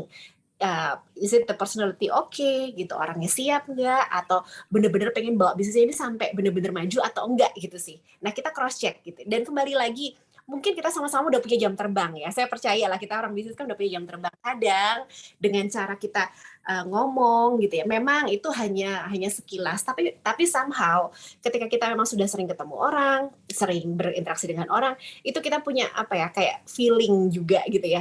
Oh, ini orangnya begini, kurang lebih. Oh, ini orangnya begini, seperti itu. Jadi kita cross checking sih mungkin lebih tepatnya, seperti itu, Mbak. Terima kasih Mbak Nilam. Iya. Berarti networking juga penting ya di sini ya. Penting banget. Iya. Kalau dari saya lebih seperti ini, kalau sifatnya founder ya, dalam saya menganalisa founder itu, saya justru malah ingin melihat di pitch deck nanti, oh saya pernah gagal di A, B, C di situ. Karena kalau udah pernah gagal ditunjukkan, dia berarti nggak malu dengan progresnya dia. Nah, karena dia jujur, karena dia ngomong apa adanya, iya saya pernah gagal kok Pak, saya pernah jalanin A, B, C, D. Itu bagi saya adalah plus point. Dia berani untuk bangkit lagi, dia berani overcome the problem di situ. Dia ngomong apa adanya. Itu salah satu modal dasar yang saya appreciate dari sebuah founder. Kalau saya lihat misalnya, saya ambil contoh portfolio kami Mbak Nilam, bukan promosi ya. Teman-teman kalau lihat Bakmi Sundoro ketika masuk ke partnership sama kami, itu ya neracanya minus waktu itu masuk ke kita. Saya ngomong apa adanya. Jadi laporan ketika kita lihat laporan laba ruginya itu minus benar-benar di akhir 2019.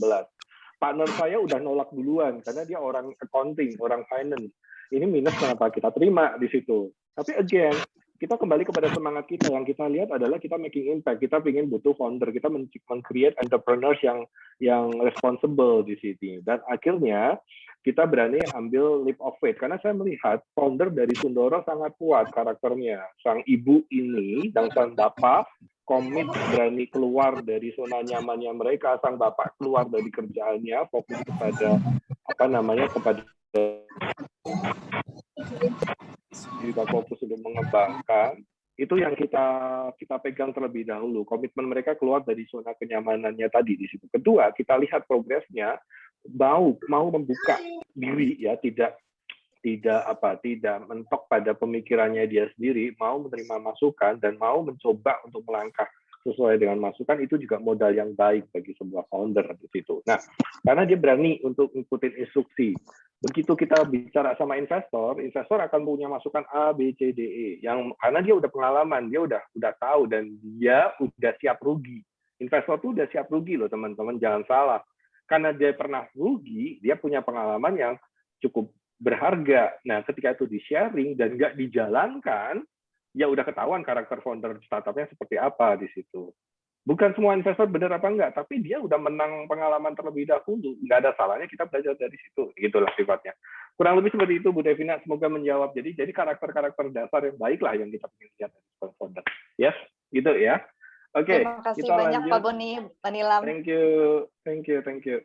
Kita lanjut kepada Mas Muhammad Bahrun Rohadi. Apakah ada batasan skala modal bisnis? Tidak ada. Kita tidak menerima calon pendaftar, calon FSI berdasarkan modal bisnisnya, tidak pernah. Ya, jadi terserah. Kita tidak pernah nanya modalnya berapa, tidak pernah kita tanya di pendaftaran kita di situ. Nah, tadi ada beberapa teman-teman yang nanya, Pak, materinya bisa di-sharing apa tidak, cara daftarnya gimana? Semua ada di website www.startup.indonesia.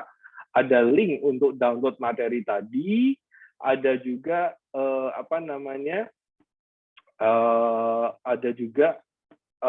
di dalam link itu juga ada pendaftarannya juga. Nanti silakan daftar, sudah ada banyak parameter yang tinggal diisi jawabannya atau diupload dokumennya. Gitu ya. Dari Ibu Erna Sari, Ayam Penyet Bandung, Mbak Nilam, izin bertanya, jika untuk pengembangan buka kemitraan itu marginnya harus mencapai berapa persen biar bisa dibuka kemitraannya? Wah, ini spesifik ke Mbak Nilam, saya nggak bisa jawab kalau ini. Monggo Mbak Nilam. Yes, terima kasih Pak Boni. Iya, jadi sebenarnya kalau margin tuh ada beberapa margin ya Bu ya. Ada beberapa margin yang mungkin kita harus perhatikan. Salah satunya apakah margin franchise-nya ataukah margin produknya. Kalau margin produk sebaiknya maksimum tuh antara 40-50 ya. Kalau sudah 50 itu sudah berat banget, udah ngos-ngosan. Kalau bisa 40% itu akan sangat bagus banget gitu. Nah, karena kembali lagi franchise itu konsepnya adalah berbagi margin Bu. Kita ngomong dari mulai logistik, kita lempar ke kantor pusat kita lempar ke master franchise kita lempar ke franchisee kita lempar ke customer. Waduh, itu udah berbagi margin berapa layer ya. Nah, itu benar-benar harus kita perhatikan banget, dan perhitungan itu nggak boleh salah, apalagi sampai belum kita pertimbangkan untuk biaya kirim. Nah, biaya kirim di Indonesia ini kan lumayan gede ya Pak ya. Jadi kita harus hati-hati banget gitu. Nah, kalau margin franchise-nya kembali lagi biasanya at early stage ya udahlah, kita yang penting tuh kita ngomongnya pembukaan outlet dulu aja. Tapi kembali lagi kita kan pasti punya biaya yang harus dibayar ya, biaya tim. Kalau franchise tuh kita ngomongnya development franchise tuh ada macam-macam, ada surveyor mungkin, ada manajernya khusus untuk franchise, nanti ada tim brandingnya gitu ya, atau tim untuk pasang iklan dan lain-lain gitu ya. Terus juga tim operationnya. Nah, ini kita juga harus pertimbangkan berapa sih numbers of outlet yang memang harus bisa kita closing atau kita dealkan, tapi tetap bisa menutup biaya cost untuk di timnya. Nah, ini memang pembicaraannya harus panjang ya Bu ya. Kalau pendek gini takutnya nanti salah pengertian gitu ya. Tapi yang pasti kalau makanannya mungkin dalam yang ditanya ya itu kurang lebih maksimum sih Bu 40%, jangan lebih dari itu, seperti itu. Baik, terima kasih. Itu maksimum HPP-nya ya Mbak Nilam ya? Berarti yes, HPP-nya, benar. HPP-nya ya, oke. Itu akan sangat bagus sekali. Tapi ya agak susah ya, minyak goreng sekarang naik semua. Nyambungnya ke sana loh. Baiklah. Kalau minyak goreng naik ya berarti yang rebus-rebusan ya Mbak Nilam ya berarti ya. Iya, ayo kembali lagi ke lalapan. Lalapan ya, rebus-rebusan lebih sehat malah sekarang. Oke deh. Baik, thank you Mbak Nilam. Dari Ibu Sela Creation, banyak UKM merasa masih kecil. Bagaimana mentoringnya akan diberikan karena biasa laporan keuangan yang masih belum baik dan profit masih belum bisa dipisahkan dari sehari-hari. Oke, soal mentoring laporan keuangan, ada jadwalnya besok pagi, Bu, jam 9 sampai jam 11 ya, spesifik untuk membuat laporan keuangan. Nanti saya sarankan untuk ikut besok pagi. Kemudian dari Ibu Sukrismi Handayani, bisakah ikut pengembangan kemitraan kalau usahanya salon? Oke, Mbak Nila. Bisa dong. Bisa banget. Salon ke Mbak juga. Nila bisa ini. Kalau ke FSI Bisa. tidak bisa ya, karena FSI makanan. Oh Tapi kalau iya, ke Mbak Nila, sorry. monggo. Ya, oh sorry, maaf. Iya. Oke, gitu ya. Bu Nila mau tanya, CV punya 2 produk, komputer dan food. Apakah data keuangannya dimasukkan keduanya atau bagaimana? Karena untuk food kita baru tahun ini. Nah, oke, ini saya saja yang jawab. Kalau CV-nya punya 2 usaha, usaha komputer dan makanan, yang penting catatan keuangannya dibedakan terlebih dahulu. Nah, nggak apa-apa sekarang pakai CV-nya masih jadi satu, it's okay. Tapi laporan keuangannya harus terpisah. Yang ditunjukkan yang laporan keuangan transaksi pada usaha makanannya saja. Nanti kalau ada investor masuk, bikin aja PT baru gitu ya. Jadi CV yang lama biar untuk komputer aja. Itu ya. Oke, dari Bapak Dewa Bapeda Gresik. Bisnis inti kami kan, saya Dewa dari Kabupaten Gresik, bisnis inti kami kan bis pariwisata tapi bekerja sama dengan usaha F&B dalam pengelolaan ngopi ya, tes. Apakah diperbolehkan model usaha seperti itu? Oke, jadi kalau yang mau di scale up kan adalah usaha F&B dari main bisnisnya, itu boleh dimasukkan untuk didaftarkan, namun dengan catatan seperti tadi pertanyaan Ibu siapa tadi ya, Ibu yang CV tadi, Bu Rizka, kalau nanti ada yang tertarik dengan usahanya, investornya tertarik Pak Dewa, itu nanti harus dipisahkan. Jadi usaha F&B-nya harus berdiri sendiri, nanti melebur pada PT yang baru. Jadi investor juga nggak akan masuk kepada bisnis bis pariwisatanya. Situ ya, semoga menjawab. Ini tadi saya sudah jawab, Bu Retno Ika ada di Bali, nanti link pendaftaran ada di Bali ya,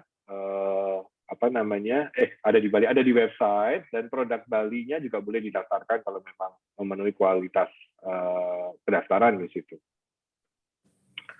Oke, dari Ade Putri, nanya ke Mbak Nilam, khusus nih, perkembangan franchise non-halal bisa melejitkah di beberapa kota di Indonesia? Nah, Mbak Nilam, spesifik nih. Franchise non-halal, Mbak Nilam. Yes. Kembali lagi, kan kita kalau ngomong franchise itu kan pasti punya spesifikasi ya, target market kita itu siapa. Nah, itu yang harus kita bedah dulu nih. Gitu. Nah, ketika kita tahu bahwa target market kita adalah non-halal, tentunya bisa, nggak masalah. Tapi memang kita harus menjual di market yang tepat, gitu ya. Nah, kembali lagi, tidak hanya berkaitan dengan end marketnya, produknya aja, tapi juga kita mencari untuk investornya. Yang kita cari ini tipe yang seperti apa, gitu kan? Berarti kita juga akan mencari investor yang kurang lebih mau berinvestasi untuk bisnis yang non halal gitu ya. Nah, kita harus mengerti dulu. Dan selama kita punya target market yang jelas, program marketing yang jelas gitu ya, dan kita operation atau eksekusinya itu adalah sesuai dengan apa yang sudah kita targetkan, harusnya bisa, nggak masalah. Karena memang kayak di Indonesia ini kan market non halal juga banyak kota ya, dan nggak cuman hanya market Muslim aja. Saya rasa bisa banget sih. Siap, thank you Mbak Nilam. Dan teman-teman, FSC ini sifatnya netral ya. Karena kalau kita ngomong makanan, ini kan memang keragaman kita di situ. Jadi kita tidak ada batasan, oh Pak, ini saya makanan halal, non-halal, saya plant-based, non-plant-based, itu monggo. Selama bisa dikonsumsi dan itu sehat, menyehatkan, dan enak, boleh masuk ke FSC 2022 gitu ya. Oke, Ibu Emma Talib 1996, silakan Bu kalau mau daftar, kita terbuka. Nanti syarat persyaratannya bisa dicek lagi di slide yang bisa di-download di www.foodstartupindonesia.com ya. Oke, saya akan lanjut kepada Ibu Siti Nurjana, pemilik olah ikan nila crispy dari Kota Tasikmalaya. Saya masih pemula, masih jatuh bangun. Apakah ada kesempatan untuk ikut? Semua kami tidak bisa menghalangi orang mau ikut acara kita atau Kota Indonesia. Tinggal nanti kan ada proses kurasi teman-teman. Yang mengkurasi bukan saya. Ada beberapa kurator yang kita ambil dari pelaku-pelaku industri makanan. Di situ ada dari investor, ada dari pemerintahan, ada dari orang-orang yang bergerak di product development. Jadi memang penilaiannya akan sangat kredibel, bisa dibilang seperti itu. Nah, biar mereka yang menilai dan tolong dicek lagi syarat persyaratannya yang tadi sudah ada di materi sosialisasi. Oke. Dari Ibu Komang Sri Nidiawati, saya mau banget ikut FSC tapi belum punya PT atau CV dan saya akan proses itu sekitar bulan September dan baru mau mulai buka cabang pertama di Bali bulan Oktober ini. Baiknya gimana ikut FSC tahun ini atau tahun depan? Nah, monggo Ibu, masih ada waktu. Kalau mau dibikin sekarang masih keburu, tapi kalau misalnya internal Ibu memang baru mau bulan September, saya sarankan tahun depan Ibu ikutnya di situ. Kalau belum bisa keburu di tahun ini.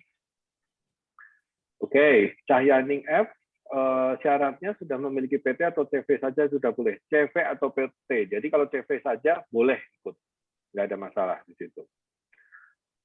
Tanpa laporan keuangan tidak bisa ikut, mohon maaf, tidak bisa, kadang kami harus menganalisa laporan keuangannya ya. Ini PR, memang saya akui PR laporan keuangan adalah PR-nya teman-teman UKM se-Indonesia Raya di situ. Tapi teman-teman harus mau nggak, mau suka nggak, suka telan bulat-bulat, harus punya laporan keuangan. Tanpa ada laporan keuangan, susah banget untuk dapat investasi. Ya, soalnya yang dilihat laporan keuangannya. Itu kudu kayak catatan diary gitulah ibaratnya ya Mbak Nilam ya. Hari ke hari dicatat, ini saya tadi keluar apa, bikin apa, jual apa, itu dicatat dengan rapi teman-teman. Oke. Dari Cianjur, Uci Sri Kadarwati bertanya, bakso sehat, gluten free, tanpa pengawet, tanpa pengenyal, tanpa MSG. Apakah yang masih baru seperti saya bisa untuk dibantu? Monggo, silakan kalau mau ikut silakan daftar. Kembali lagi nanti ada proses kurasi ya di situ.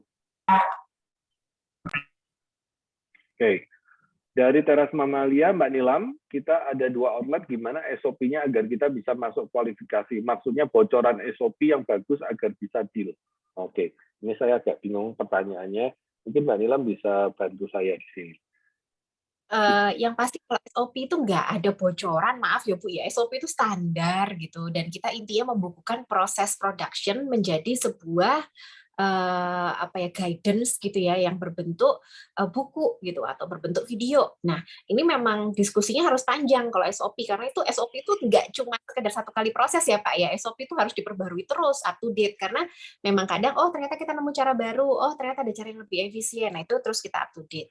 Nah, kalau memang Ibu tertarik pengen tahu tentang bagaimana sih cara membuat SOP gitu ya, itu banyak sekali kok sekarang pelatihan-pelatihan ya Pak ya untuk bagaimana sih cara membuat SOP atau guidance di Google aja itu banyak banget gitu ya.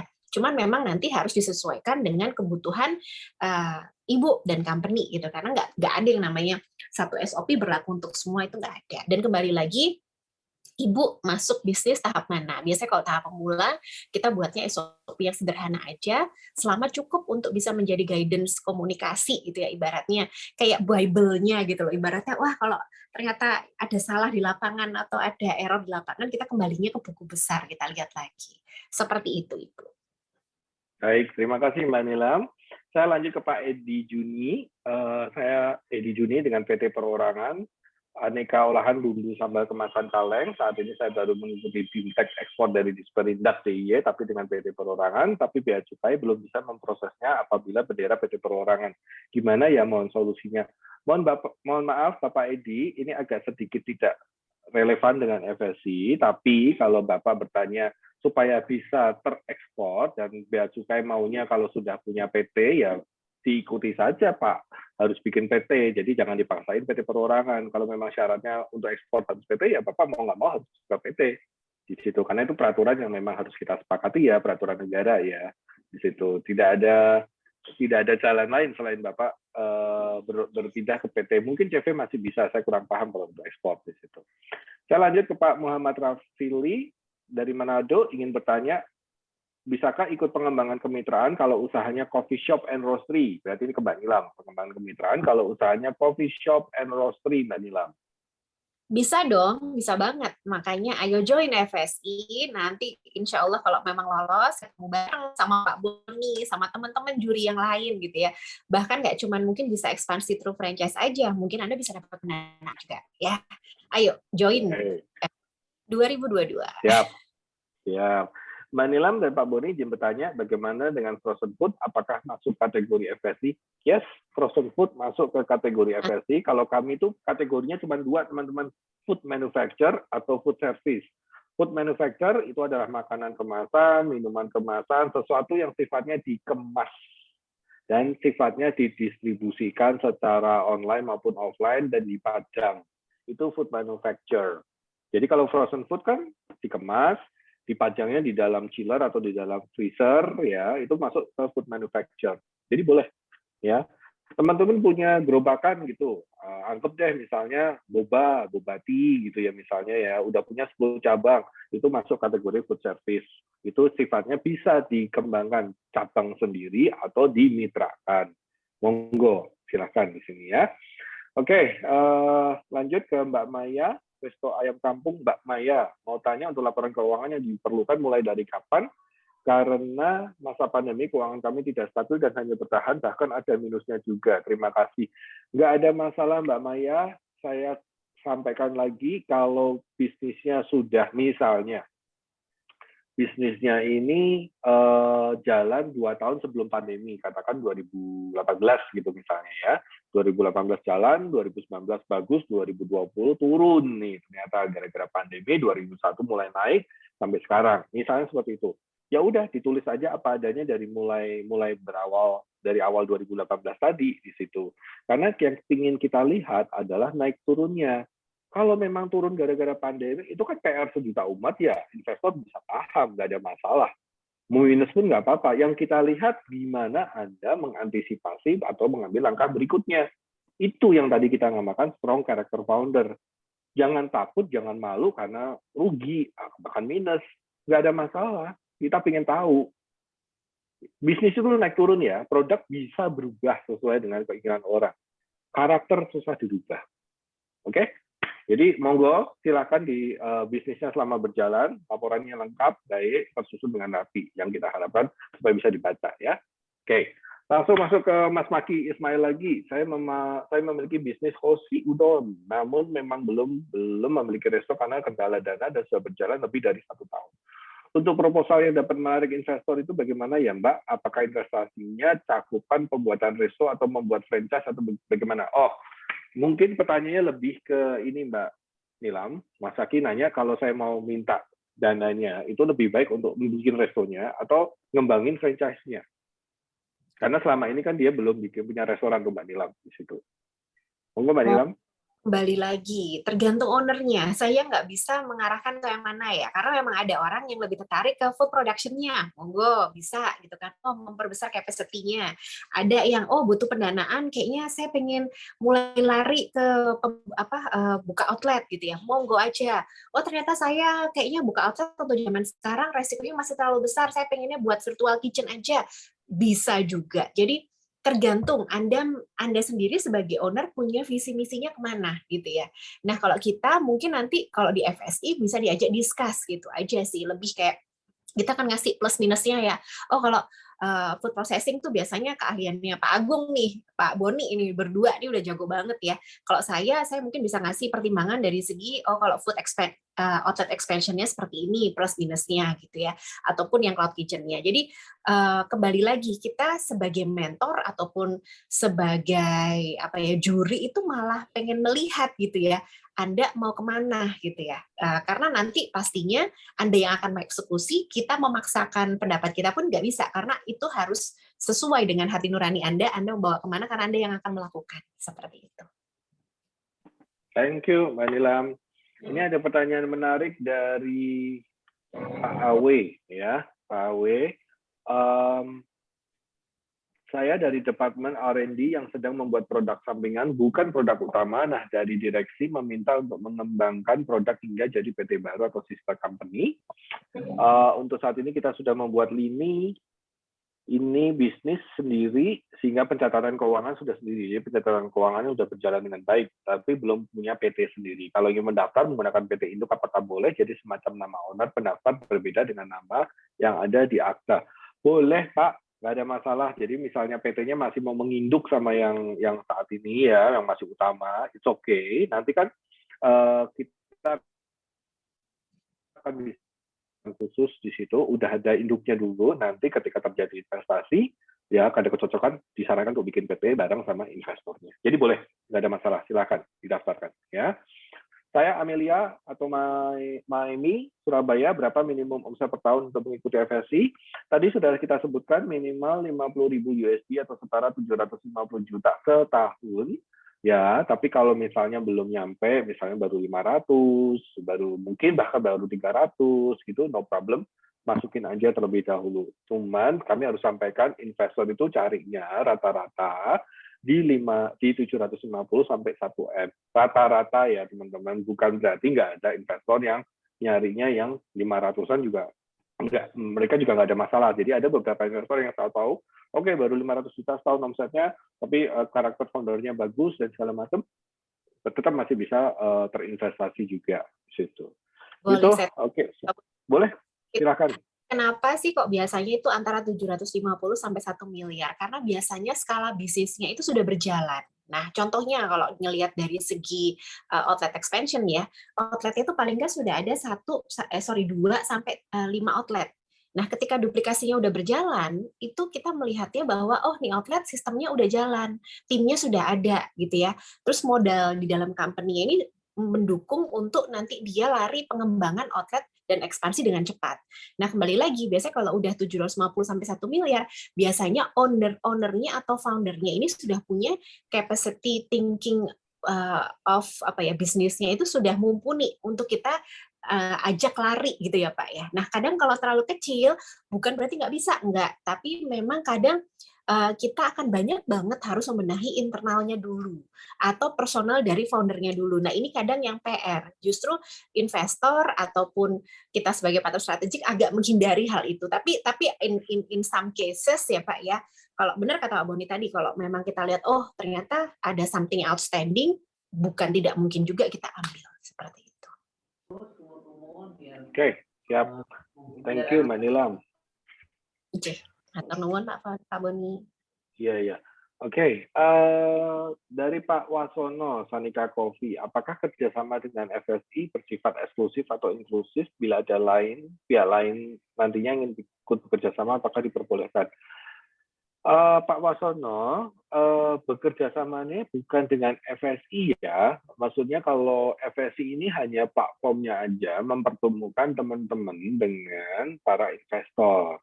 Kerjasamanya antara teman-teman dengan investor sendiri, FSI-nya nggak ikut-ikutan, Pak, gitu ya. Nah, kalau Bapak mau bekerjasamanya inklusif atau eksklusif atau inklusif dengan investor, itu dibicarakan saja. Kan kadang ada investor yang terbuka, ada yang mau invest lagi, boleh, nanti dilusi bareng-bareng, nggak ada masalah.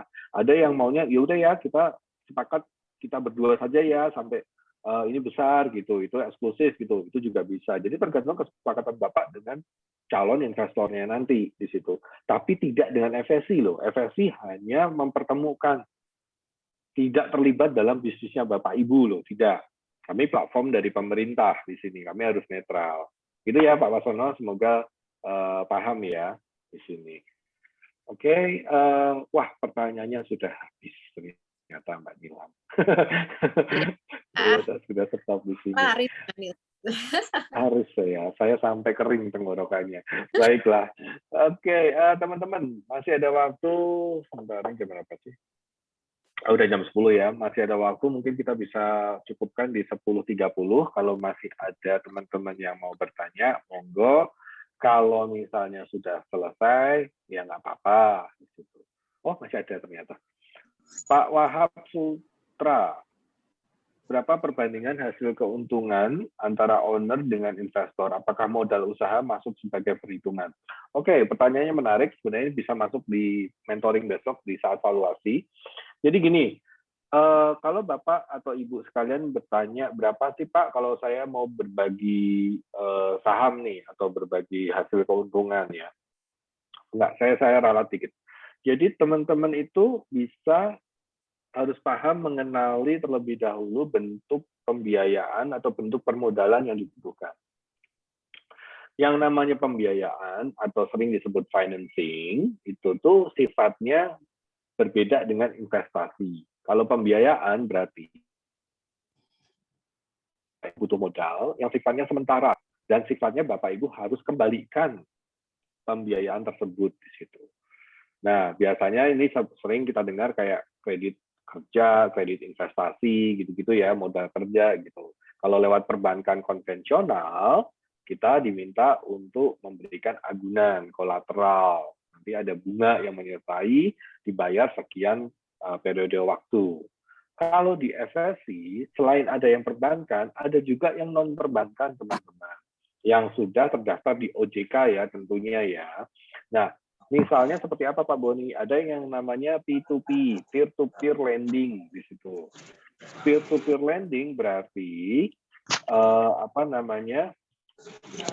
peer-to-peer berarti mereka akan memenuhi kebutuhan pembiayaan Bapak Ibu dengan menggandeng crowdfunding. Jadi orang-orang lain yang akan membiayai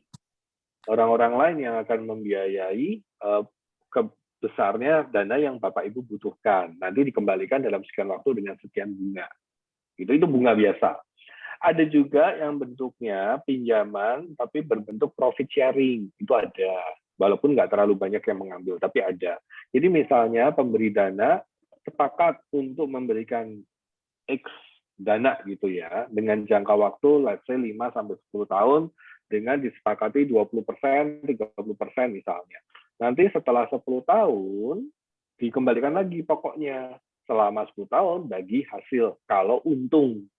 Misalnya kalau untung, dibagi hasilnya tadi 20 atau 30% yang disepakati. Kalau nggak untung, ya nggak ada yang dibagi. Tapi Bapak Ibu punya kewajiban 10 tahun lagi, balikin tuh. Pokoknya tadi berapa modalnya. Gitu. Nah, terus kita masuk yang namanya investasi. Nah, investasi, investor taruh uang kepada perusahaan Bapak Ibu, masuk ke dalam PT atau bikin PT baru, sehingga dia terdaftar sebagai pemegang saham atau pemilik perusahaan.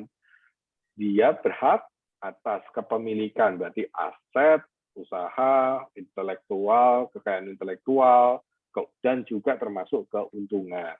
Itu ya, jadi itu disepakati dulu bentuknya mau yang mana, pembiayaan atau investasi. Nah, kalau kita nanya investasi Pak, misalnya saya maunya, oke, gimana sekarang ngitung valuasinya perusahaan Bapak Ibu nih.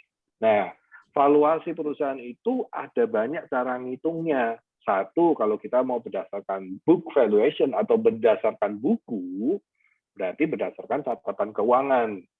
Bapak Ibu berjalannya udah berapa lama, omsetnya berapa, biayanya berapa. Jadi by laporan keuangan akan dicek. Termasuk kalau namanya laporan keuangan, berarti ada aset dong yang menyertai modal dasar, aset intangible misalnya kayak formulasi dan segala macam itu dihitung dalam satu laporan keuangan. Anggap deh asetnya itu semua laporan keuangan itu nilainya 2M. Anggap ya 2M. Oke. Bapak Ibu ternyata butuh dananya 1M untuk mengembangkan. Berarti segampang hitungan 1M itu berapa persen dari 2M? 50%. Berarti Bapak Ibu memberikan 50% kepada investor yang ngasih duit 1M tadi. Itu kalau kita ngomong by book valuation. Tapi kalau pakai cara lain ada nggak Pak? Ada juga gitu. Jadi cara menghitung valuation itu beda-beda teman-teman gitu ya. Kalau startup digital itu lebih ngeri lagi cara ngitungnya dan lebih kompleks. Saya nggak mau terlalu jauh ke sana. Nah, kadang PR-nya di teman-teman, aset itu kan menjadi isu ya. Kadang teman-teman mungkin belum punya PT, belum punya tempat produksi sendiri, belum punya rumah produksi sendiri, jadi masih sewa, jadi tidak bisa dianggap sebagai aset. Paling cuma alat-alat doang gitu, sama intangible gitu ya. Nah, kadang ada cara yang lebih simpel, sesimpel seperti ini. Misal, ini hitungan sesimpel mungkin ya. Bapak Ibu omsetnya saat ini adalah katakan 1 tahun 1M gitu. Terus nanti dilihat dari jenis produknya. Produknya ini masih bisa dikembangkan berapa kali nih? 2 kali, 3 kali, atau sampai bahkan 5 kali gitu. Anggap deh 3M gitu. Anggap deh 3 kali gitu. Maka faktor pengalinya 3 kali itu dikalikan dengan omset 1 tahun, berarti valuasi Bapak Ibu tadi di 3M. Bapak Ibu tadi butuh berapa? 1M. 1M itu berapa persen dari 3M? Kurang lebih 30%. Nah, maka itu diberikan 30% kepada investor kalau dia ngasih tadi dana 1M. Tanpa melihat modal usaha, tanpa melihat mempertimbangkan atau menjustifikasi dari aset yang dimiliki. Jadi tergantung mana yang lebih menguntungkan kondisinya kepada teman-teman. Dan investor paham kalau misalnya teman-teman kan pasti akan mencari valuasi tertinggi, gitu kan. Investor akan melihat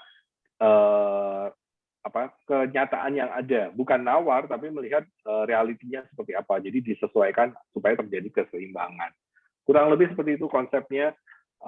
Tadi Pak siapa sih ya? Saya sampai lupa sih, Pak Wahab ya. Semoga jelas penjelasan saya di situ. Oke, Muhammad Rafili masih nanya juga, usaha baru 3-4 bulan, boleh ikut kalau memang bisa sesuai dengan persyaratan, nggak ada masalah ya di situ. Jadi kita tidak melihat dari berapa lama usaha itu berdiri juga. Untuk BEP maksimal berapa yang diharapkan biasanya berapa lama ya Pak? Mbak Nila mau komen? Tadi sorry, saya melihat. Sorry apa Pak? Tadi sorry maaf. Mau komen kah? Tadi kayaknya mau bicara. Enggak. Oh enggak, oke. Ini senyum karena ada yang bilang masih muda cantik owner ya. Ya iyalah Mbak Nila lebih cantik daripada saya, jelas. Kalau saya lebih cantik lebih parah lagi. Oke, Pak Maki Ismail, BEP yang maksimal diharapkan biasanya berapa lama ya? BEP berarti break even point. BEP atau ROI ya Mas, disamain dulu karena pengertian break even point sama ROI return of investment beda ya. Kalau yang dinamakan break even point berarti adalah di mana usahanya Mas itu tidak lagi rugi, tidak lagi keluar untuk membayar biaya yang terjadi, biaya operasional. Itu namanya BEP. Nah, biasanya kalau bisnis barusan diinvest, itu tergantung ya. Kalau saya sih pribadi 1 tahun udah BEP. Ya, tapi perspektifnya investor beda-beda. Ada yang, 6 bulan deh, 2 tahun deh, monggo gitu ya. Jadi ini tergantung beda-beda. Nah, kalau namanya ROI, return of investment, berarti dari laba bisa mengembalikan ini dong, return of investment-nya dong. Walaupun kalau investasi, kalau investor sebenarnya tidak diminta, tidak dikembalikan modalnya karena investor mau stay sampai perusahaannya besar, bukan terus ya kalau itu langsung diminta lagi dananya. Enggak, investasi itu Anda tidak perlu mengembalikan dananya investor. Even kalau Anda rugi, ditutup PT-nya, Anda tidak ada kewajiban mengembalikan dananya investor. Paham ya teman-teman ya? Jadi kalau sampai ada investor bilang mengaku dirinya investor, nanti kalau tutup Anda balikin ya, itu bukan investor, itu ngasih pinjaman. Dibedain ya di situ. Oke, semoga jelas ya. Untuk mengurus PT dan CV kemana ya? Karena tidak kan kalau PT CV ngurusnya ke notaris ya Bapak Ibu ya, langsung ke notaris di daerah-daerah Bapak sendiri di situ. Kan itu bukan sama negara ya. Langsung aja cari notaris kalau mau bikin PT CV seperti apa persyaratannya. Oke.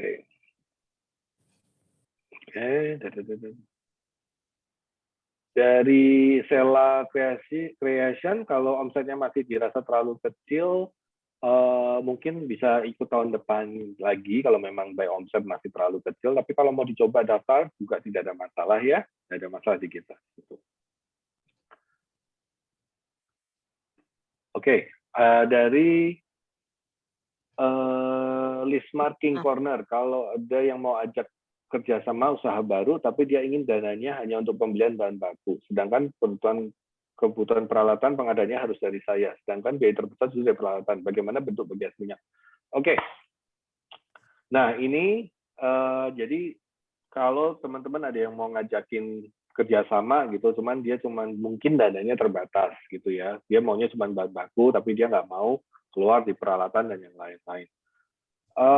Tergantung Anda mau menerima atau tidak itu kita kembalikan. Karena kan sebenarnya investor kalau mau invest bisa aja sekalian sama peralatannya di situ. gitu. Karena mungkin dananya aja yang belum sesuai.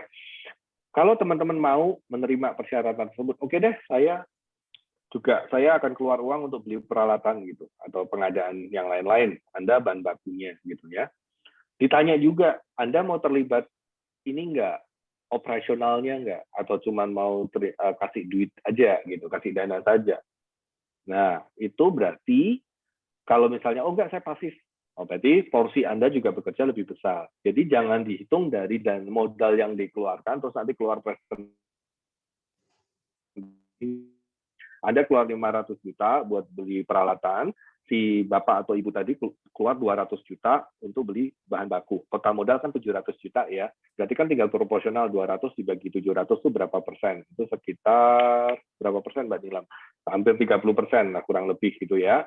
Nah, sisanya itu Anda di situ. Itu secara modal 500 dibagi 700 kan pasti lebih dari 50% di situ. Itu secara modal Anda sudah lebih besar. Tapi jangan mentok di angka ini karena Anda operasional, Anda minta lebih besar lagi di situ. Ya, jangan terus dinilainya hanya berdasarkan modal yang disetor. Kecuali dia ikutan operasional itu lain soal. Ya, jadi oke, sama-sama repotnya, sama-sama aktifnya baru bisa diimbangkan. Tapi kalau Anda tetap yang operasional 100%, ya Anda mungkin minta lebih besar lagi terlepas tadi misalnya dia di 25% gitu misalnya ya. Ya mungkin dia cuma dapat 20 atau 15% karena tadi sisa persennya itu Anda dapatkan karena keaktifannya Anda. Di situ ya, semoga lebih jelas. Atau Mbak Nila mau nambahin yang untuk pertanyaan ini dari list marking corner. Mungkin ya kalau memang misalkan nggak mau ngelepas kepemilikan saham atau nggak mau ngelepas kayak persentase, kalau saya kadang lebih nyaman mungkin pakai pinjaman aja yang bersifat soft loan gitu. Misalkan nih, oh iya ternyata dia cuma bisa masukin 300 juta dari over 1 miliar gitu ya. Ya udah nggak apa-apa, misalkan 300 juta, tapi nanti kita cari multiple investor bisa juga. Nah sebenarnya nggak ada satu resep ya Pak ya untuk mencari investor. Tinggal mau disesuaikan aja dengan masing-masing lebih nyamannya yang mana. Mungkin bisa cari multiple, oh Mbak Nila baru 300, masih kurang 700 nih modalnya. Ya udah nawari Pak Boni Pak Boni mau gitu. Ya udah misalkan nih gitu ya. Barengan barengan kita dapat kan 1 miliar gitu. Tapi 1 miliar, kok aku melepas saham kok ternyata nggak nyaman juga ya gitu ya. Mending aku pinjem aja deh kayak bersifat soft loan. Nah tergantung itu agreement-nya lagi ya benar-benar deal-dealan person to person ya. Bisa aja misalkan ya deal, Mbak Nila, Pak Boni, aku minta grace period misalkan karena kan aku harus buat buat tempat produksinya, aku harus set up dulu. Nah kurang lebih untuk buat dan memastikan sampai itu bisa berjalan kurang lebih butuh 4 bulan. Berarti 4 bulan tuh nanti dihitung gross period ya kayak masa tenggang gitu ibaratnya.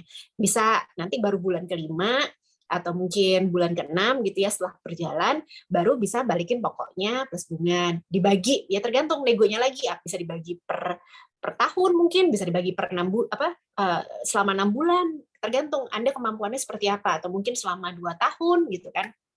Yang pasti nanti dikasih tambahan bagi hasil, seperti itu bisa juga. Monggo, tergantung Anda ini aja sih kreasinya seperti apa, karena memang setiap pinjaman, setiap kebutuhan tuh pasti harus sesuai dengan kemampuan dan pada saat itu kita butuhnya seperti apa, itu aja. Yap, benar sekali yang disampaikan oleh Mbak Nila. Opsinya banyak loh teman-teman sebenarnya ya. Permodalan itu bukan menjadi isu nomor paling besar gitu dalam mengembangkan usaha sebenarnya.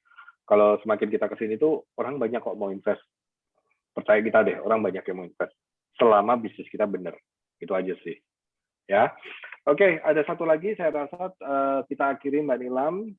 Satu pertanyaan dari Mbak Retno Ika, UMKM Sarijaya. Untuk profit, apakah ada batasan minimalnya? Profit tidak, kita tidak pernah menilai dari besar kecil besaran profit ya. Kita lihat dari omset saja terlebih dahulu. Nanti kalau biasanya sih kalau di analisa ternyata profitnya bisa diperbesar ya pasti akan ada adjustment dalam pelaksanaan bisnisnya ketika terinvestasi di situ. Jadi kita tidak lihat besar kecilnya terlebih dahulu. Itu ya. Nah, oke, saya rasa tambahan salah satu contoh itu kalau kayak tahun berapa? Oh, tahun kemarin.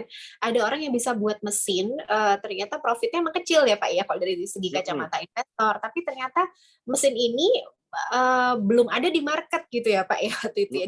Dia intinya yang diajuin bisnisnya, tapi ternyata di balik itu dia punya mesin ini yang dibutuhkan oleh market dan nggak ada di market.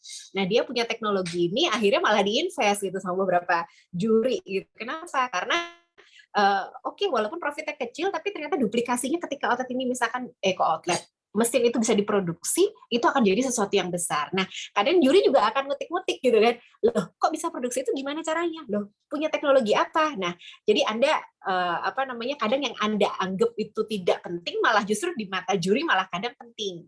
Jadi share aja, pede aja kalau kata saya Pak ya, you never know. Baik, thank you banget Mbak Nilam. Baik teman-teman, saya rasa kita cukupkan sesi hari ini. Saya mohon maaf bila ada kesalahan. Terima kasih Mbak Nilam. Matur nuwun Pak Boni. Udah membantu kita men-sharing kerjasama. Soal kerjasama lagi. Saking banyaknya omongan kerjasama jadi ke bawah. Thank you udah sharing soal startup Indonesia. Saya berharap teman-teman, saya dan Mbak Nilam berharap dengan teman-teman untuk bisa perkurasi bersama dan nanti kita ketemu di FSC 2022. Sebelum kita akhiri, saya minta teman-teman untuk on cam untuk bisa kita berfoto bersama teman-teman. Chandra bisa tolong dibantu di assist. Silakan Chandra.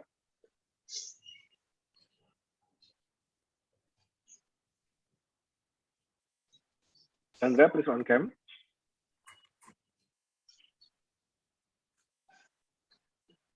Kedengeran kan Pak? Ya, udah kedengaran. Monggo silakan diatur untuk ambil gambarnya, capture-nya. Kamu yang atur ya? Ya, saya hitung ya Ibu Bapak. 1, 2, 3.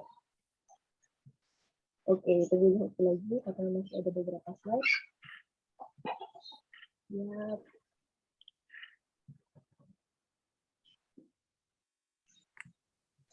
Oke, sudah Pak. Sudah semua? Sudah. Oke, terima kasih teman-teman. Sampai bertemu pada sesi berikutnya. Selamat siang, sehat selalu. Sampai bertemu. Terima kasih. Terima kasih Mbak Nilam, Pak Boni. Terima kasih Pak Boni, Ibu Nilam. Terima kasih. Saya terlambat Pak Boni atas ilmunya. Baru buka.